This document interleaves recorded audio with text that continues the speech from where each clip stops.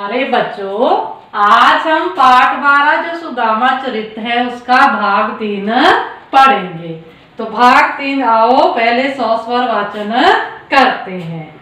वह पुलकनी, वह उठी मिलनी, वह आदर की बात, वह पठवनी गोपाल की कछु न जानी जात। घर घर कर ओढ़त फिरे तनक दही के काज, कहा भयो जो अब भयो हरि को राज समाज। हो आवत नहीं हो तो वाही पाठ्यो ठेली, अब कहियो समझाई के बहु धन धरो सकेली। अब यहाँ पर हमने जो पिछले भाग में पढ़ा कि भी कैसे सुदामा श्री कृष्ण के महल में झिझकते हुए पहुंचते हैं और श्री कृष्ण के जो द्वारपाल हैं उनके आने की सूचना देते हैं। श्री कृष्ण बड़े आदर के साथ उन्हें अंदर ले जाते हैं और उनका सम्मान करते हैं। अब उनकी जो आदर है अच्छे से करते हैं, उनका सत्कार करते हैं। अब वो जब अपने घर की ओर चल पड़ते हैं तो उस समय सुदामा को लगता है कि श्री कृष्ण ने उन्हें कुछ नहीं दिया, धन दौलत कुछ भी नहीं दिया, खाली हाथ भेज दिया। अब सुदामा जो है श्री कृष्ण के बारे में क्या क्या सोचते हैं, अब आओ इसका अध्ययन करते हैं। वह पुलकनी, पुलकनी यानी कि आनंद से युक्त, कहते मुझे देखकर खुश होना श्री कृष्ण का। वह उठी मिलनी, वह उठ करके मुझे मिलने आना।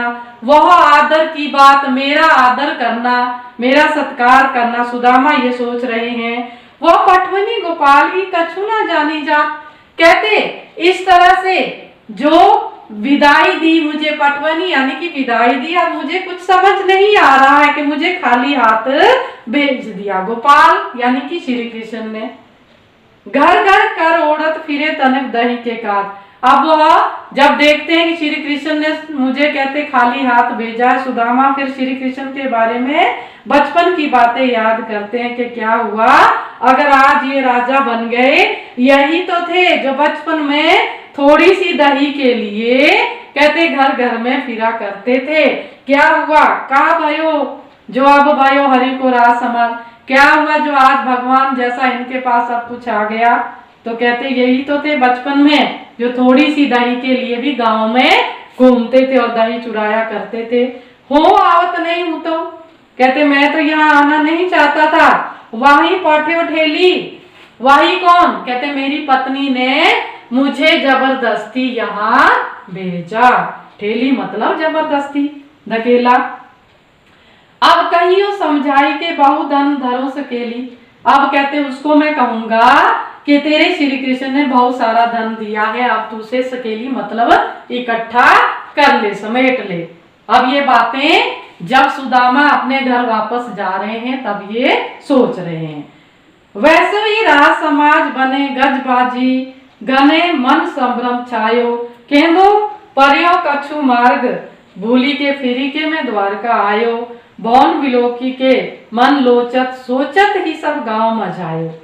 पूछत पांडे फिरे सब सो, पर झोंपड़ी को कहूं खोज ना पायो। अब ये सब सोचते सोचते वो कहाँ पहुंच जाते हैं, अपने गांव के बीच में पहुंच जाते। क्या देखते हैं, वैसे ही राज समाज बने। कैसा राज समाज, कैसे भवन, कैसे महल, जैसे द्वारिका में थे वैसे ही सुदामा के गांव में बन गए। क्या क्या है, गज बाजी, गज यानी कि हाथी भी है, घोड़े भी है। मन संभ्रम छायो, अब मन भ्रमित हो गया।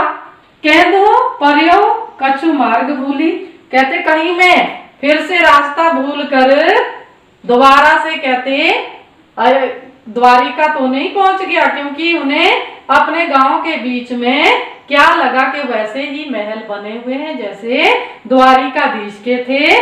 बौन बिलोकी के मन लोचत, अब जब उन्होंने भवन देखे अपने गांव में तो उसको बिलोकी में यानी देखकर मन लालायित हो गया, ललचा गया।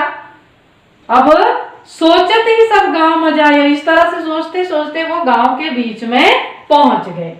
अब वो गांव के लोगों से क्या पूछते हैं, पूछत पांडे फिरे सबसे पूछने लगते हैं कि मेरी सो पर झोंपड़ी को कहूं खोज ना पायो।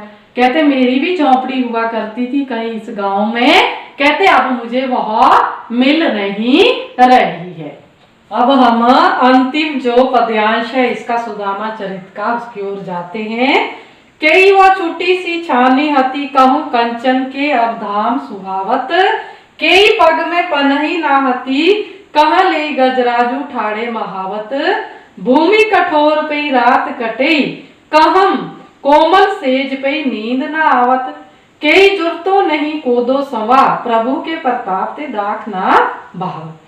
अब अंत में देखो सुदामा क्या कह रहे हैं, जब उनके गांव में भी या घर में वैसा ही राज समाज बन गया, वैसे ही नौकर चाकर आ गए, घोड़े हाथी आ गए जैसे द्वारिकाधीश के थे, फिर वो क्या कहते हैं, कई वो टूटी सी छानी हती, कहा वह कहते टूटी हुई सी झोपड़ी हुआ करती थी, किस कदर कहते किस तरह से, कहूं कंचन के अब धाम स्वावत, कहा कहते अब कंचन होता है सोना, धाम होता है महल या भवन, कहा आप सोने के महल कहते अच्छे लगने लगे हैं, कई पग में पनही ना हती, कहा कहते पांव में, पग हम पहले भी पढ़ चुके हैं, पनही ना होती जूता, उपानह आया था शुरू में, उपानह भी जूता होता है, पनही भी जूता, कहा कहते पांव में जूते तक नहीं होते थे, क्योंकि जब श्री कृष्ण के दरबार में गए थे उनसे मिलने तो सुदामा के पांव में जूते नहीं थे, कहा ले गजराजू ठाड़े महावत, कहा कहते अब हाथियों को लेकर महावत खड़े हैं, महावत यानी कि हाथी चलाने वाले, भूमि कठोर पे ही रात कटे, कहा कहते भूमि कठोर पे रात काटनी पड़ती थी क्योंकि अच्छा बिस्तर नहीं होता था गरीबी के कारण, कहा कोमल सेज पे नींद ना आवत, कहा कहते अब कोमल बिस्तरे पर भी नींद नहीं आती है, सुदामा का कहना है, कई जुट तो नहीं कोदो सवा, कोदो और सवा जो है एक तरह का जिसको कहते हैं हम स्वाद के अनुसार कहा जाता है कि अच्छा अनाज नहीं है, अच्छे अनाज की श्रेणी में उसे नहीं रखा जाता है, तो गरीबी में रहते हुए सुदामा ने उसी अनाज को खाया, कोदा और सवा, लेकिन कहते अब प्रभु के प्रताप ते दाक ना भावत, कहते प्रभु की कृपा हुई है, अब तो किस्मत भी अच्छी नहीं लगती है, कहते अब तो वो भी बेस्वाद दिखने लगी है क्योंकि सब कुछ मिल रहा है। तो बच्चों ये हमने पूरा इसका सलाह पढ़ दिया है, तो आपको समझ आया होगा। तो हमने एक बार मैं इस कहानी को दोहरा देती हूँ कि इसमें सुदामा के बारे में क्या पढ़ा है। सुदामा का हमने पढ़ा है कि सुदामा बहुत गरीब है। अब बचपन की दोस्ती की कहानी जब वो अपनी पत्नी को सुनाते हैं तो उनकी पत्नी कहती है कि तुम श्री कृष्ण से मिलने चले जाओ और वह जरूर आपकी सहायता करेंगे।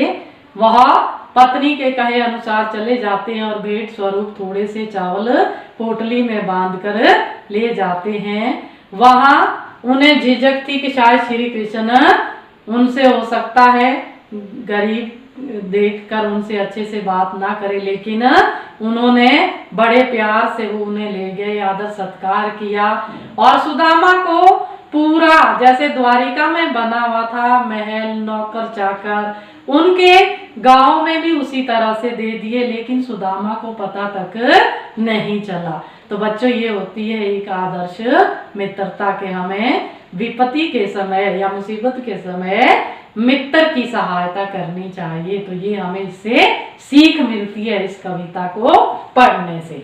तो बच्चों बस आज इतना ही।